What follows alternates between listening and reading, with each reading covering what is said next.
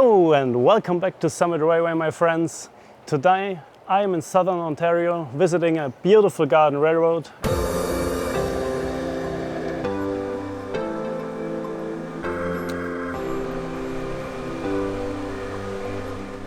Today's host of my visit is my friend Eric. He's the owner operator of this beautiful garden railroad. So my first question would be, what is your type of modeling that you try to display on your layout? Okay, fair question. I prefer diesel electric, as you can likely tell. Okay. I did not grow up with steam. It doesn't mean anything to me.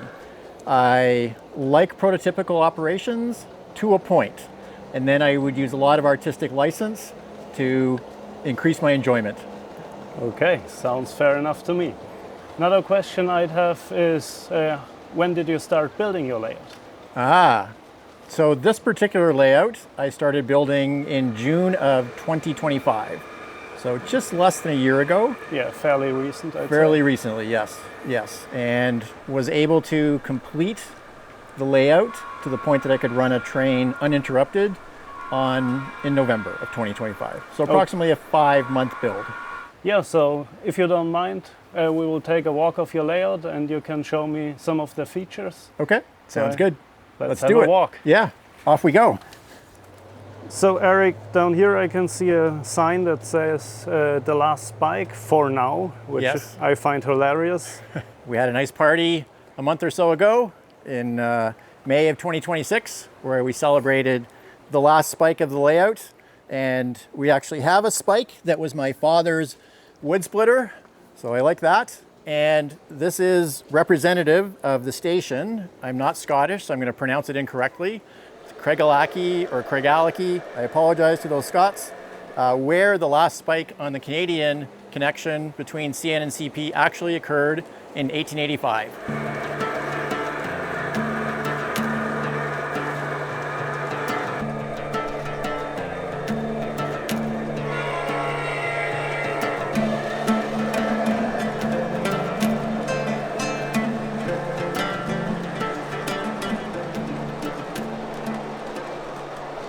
As we can see, you get a really nice trestle bridge as well. I've just finished visiting one of those trestle bridges on Vancouver Island. Yes, so when we first started laying out where the railway might go on the property, we have this lovely cedar hedge separating us from the neighbors, but it was growing too low. So we invited an arborist in to trim up the hedge for us so that we could build the platform to support the track underneath it. While the arborist was here, he asked me, is that G-scale? Yes, it is. And why is that of interest? Because his father happened to have a G-scale layout suspended from the ceiling in his office that he was now taking apart. So this bridge is from our arborist's father.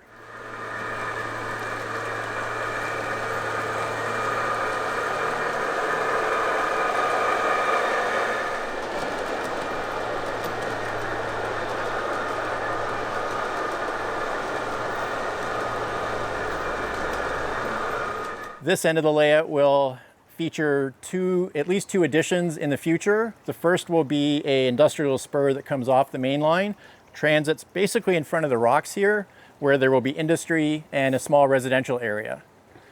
Behind that, on the outer part of this loop, will be a spur line that goes off to a crushed stone operation. Quarry brings it down to the tracks, loads it into the hopper cars, and off it goes.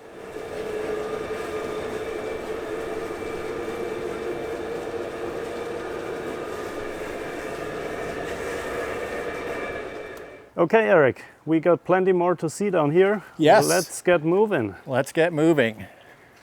One question I have for you in between. Do you know how much track you've installed in your beautiful garden railroad? I have a good idea. So end to end in a linear distance, 140 feet. So that would be 280 feet of main line, probably another 15 or 20 feet to include the loops at the end, and then 40 feet of industrial foot track. So maybe 350 total.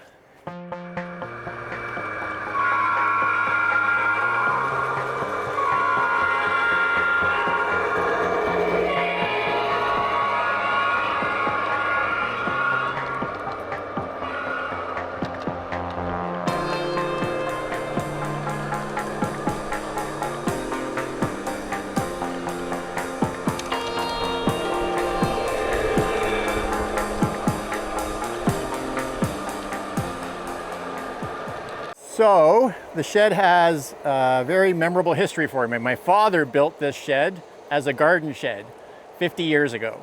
And he unfortunately has passed, but it's now in use as locomotive storage and a bit of a shunt yard.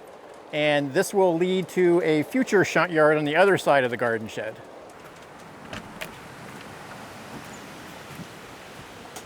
So there's not a lot going on in here. I've got some tools, a few of the tools I use, a little bit of track for the future, battery chargers, just storage stuff, a few other tools.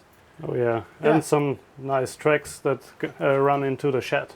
Yes, yes. So I've noticed you have kind of a unique door to enter the shed. So it's solar powered and then easy to open. So here it goes. Awesome. That looks really good. Yeah. It's very nice solution. Well done. It's a great way to run the trains into the shed and offer them a little bit of protection.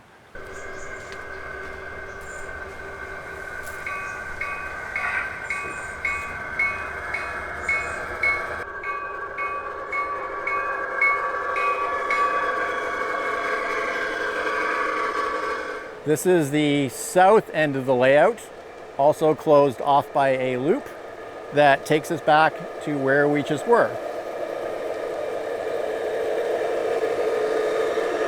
Okay, Eric, and do you have any further plans with this end of the layout? I do. I'm imagining here there will be a bit of a marine scene, so dock with a rail barge position next to it, possibly a few rail cars on the barge, an indication that there are connections to distant ports.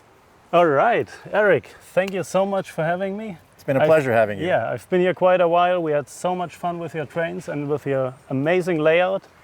I hope you guys have enjoyed it as well. And like always, we'll see us in the next one. Bye. Bye, everyone.